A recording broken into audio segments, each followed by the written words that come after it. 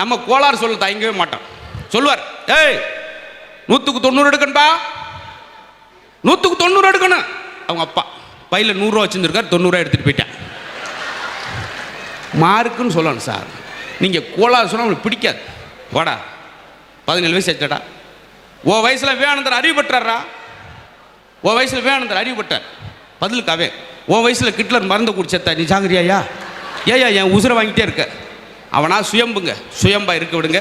எனக்கு தெரிஞ்சு மகிழ்ச்சியாக இருங்க சார். ஏன் தெரியுமா, அசையும் சொத்தாக இருந்தாலும் அது அசையாத சொத்தாக இருந்தாலும் உங்கள் உடம்பு அசைகிற வரைக்கும் தான் அந்த சொத்து உங்களுக்கு.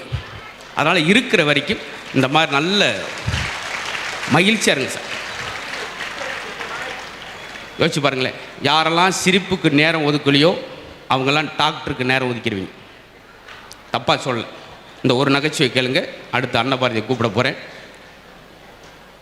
அவ்வளவு சிரிப்பாக இருக்கும் இந்த நகைச்சுவை. எப்படி நானாக என்னை உந்துதல் பண்ணிக்கிட்டேன் பார்த்தீங்களா? வேறு வழி கிடையாது.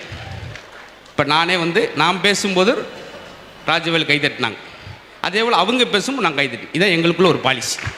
இனிமேல் அடுத்த ஆள் நம்பி ஒரு பிரயோசனம் கிடையாது. நாங்கள் எதுக்கு 5 பேராக வர்றது? இதுக்கு தான். மினிமம் 4 பேராக தட்டினா எங்களுக்கு ஒரு ஆறுதல். இடையில ராஜவேல் ஒரு ஜோக்கு கைதட்டல, ஏன்னா அவர் சிவகார்த்தியின் வாய்ஸ் பேசும்போது நான் கைதட்டலன்றக்காக பழிக்கு பழி வாங்குறார். இப்படிலாம் நடக்கும், ஏறக்க முடியாது நடக்கும், பரவாயில்ல. ஏன்னு சொல்கிறேன்னா, மருத்துவர்கள் எல்லா மருத்துவரும் குறை சொல்ல. டாக்டர் போய் உட்காரான், கேளுங்க. டாக்டர் உட்காந்து டாக்டர் சொல்கிறாரு, மெதுவாக கையை தூக்குங்க, அப்படியே இறக்குங்க, காலை நீட்டுங்க, மடக்குங்க, இடிக்குது மடக்கு, ஆக்காட்டுங்க, பல்ல விளக்குங்க, மூக்கை காட்டுங்க, முடியை வெட்டுங்க.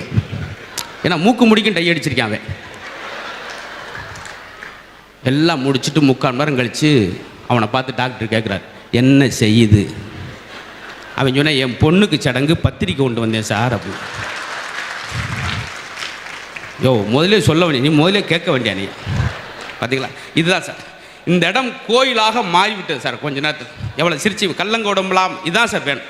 இப்பொழுது அதே வேகத்தோடு இந்த மேடைக்கு அவங்களும் பிக் பாஸ்லாம் வந்திருக்காங்க. அதாவது பிக் பாஸ்லேருந்து வெளியே வந்திருக்காங்க. 2-3 விஷயம் இருக்குது. நீங்கள் அது போகிறது வேற, போகிறது கஷ்டம், வர்றது ஈஸி. ஆமாம் ஆமாம், பிக் பாஸில் போயிட்டு உள்ளே போயிட்டாங்க. அவங்க வீட்டுக்கார் விட்டுட்டு போய்கிட்டு இருக்கார். பெரம்பலூர் தாண்டி போன் வருது, எங்கே போய்கிட்டு இருக்கீங்க?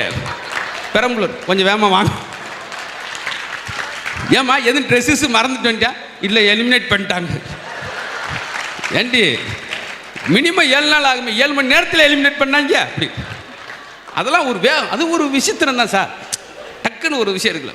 அதே போல் நிரம்ப பட்டிமன்றங்கள், பட்டிமன்ற நடுவராகும், நிறைய மோட்டிவேஷன்லாம் பேசுகிறாங்க. பொதுவாக பெண்கள்னாலே மோட்டிவேட் பேசுவாங்க. அவங்க மோட்டிவேட் பேசுகிற ஆச்சரியம். உலகத்திலே பெரிய நகைச்சுவை என்ன தெரியுமா? 2 பெண்கள் அருகே அருகே அமைதியாக உட்கார்ந்திருந்தார்கள். பார்க்க முடியுமா? தள்ளி உட்காரு, இடிச்சுக்கிட்டு நீ மூஞ்சி மோக்கர், உன்னை பற்றி தெரியாது நீ எல்லாம். 2 ஒரு வீட்டுக்காரன் அருவாளோடு ஓடிக்கிட்டு இருப்பாங்க. இதுதான் சார் குடும்ப விஷயத்தில் அப்படி இருக்கும். ஏன்னா வீட்டுக்காரே கூப்பிட்றா, லட்சுமி என்னங்க, உன்னைய கல்யாணம் பண்ணி 30 வருஷம் ஆச்சுமா? ஆமாங்க. இன்னைக்கு தாண்டி உன் சமையல் ஒரு மாற்றம் தெரியும். என்ன சொல்கிறீங்க? உன்னெல்லாம் கருப்பு முடியா கிடக்கு, இப்போ வெள்ளை முடியா கிடக்குடி. எப்படி மாறி இருக்காங்க பார்த்தீங்களா? அப்படித்தான் இருக்கு. ஏன்னா சாப்பாடை பற்றி சொல்லும்போது சார், இந்த இத்தனை விசேஷம் வர்றப்ப ஆண்கள் அதை பற்றிலாம் பயமில்லை, செலவை பற்றி பயமில்லை. இது செய்ய போகிற பலகாரத்தை நினச்சா பயம். செஞ்சு வாட்ஸ்அப்பில் வச்சா லைக்காக வருது, வாயில் வச்சா வாந்தியாக வருது. பதற ஆம்பளை. அதில் உங்களுக்கு ஒரு சர்ப்ரைஸ், இன்னைக்கு ஒன்று செஞ்சுருக்கனே அப்படின்னா என்ன அர்த்தம்? நீ ஐஸ்வரில் படுக்க போறேன்னு அர்த்தம். அப்படிலாம் இருக்கு. ஆனால் பிரமாதமாக பேசுவாங்க பேசுவாங்க பேசுவாங்க நீ தான்டா பேசிக்கிட்டு இருக்க அப்படின்னு நீங்கள் சொல்லலாம். திடீர்னு எனக்கு ஒரு நகைச்சுவை வந்தது. பார்த்தீங்களா, அப்படி இருக்கணும். இந்த என்னை மகேஷ் சார் இன்னும் 2 ஜோக் சொல்லுங்கன்ட்டார். என்னுடைய நண்பன் 20 வருஷமாக என் நகைச்சி அவர் ரசிக்கிறாரு, அவர் நகைச்சியை நான் ரசிக்கிறேன். அப்புறம் நாங்களாம் எதுக்கடா இருக்கோம்னு நீங்கள் கேட்காங்க.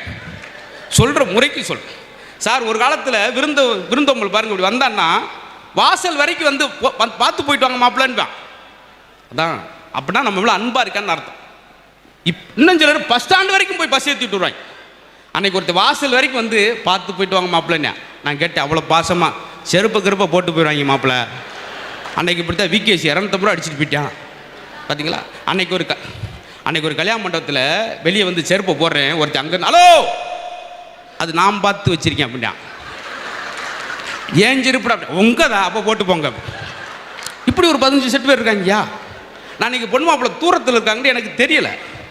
என்ன ஜோடி போகிறது எப்படி அப்படின்னு 2 வலது காலாக போச்சு அப்படின்னா அவன் அடிச்சுட்டு வந்து விதவிதமான ரசனை உள்ளவங்க இருப்பாங்க சார். இங்கே பார்த்தீங்கன்னா தாய் குளங்கள் எல்லாரும் சிரிச்ச மணிக்கு இருக்கு.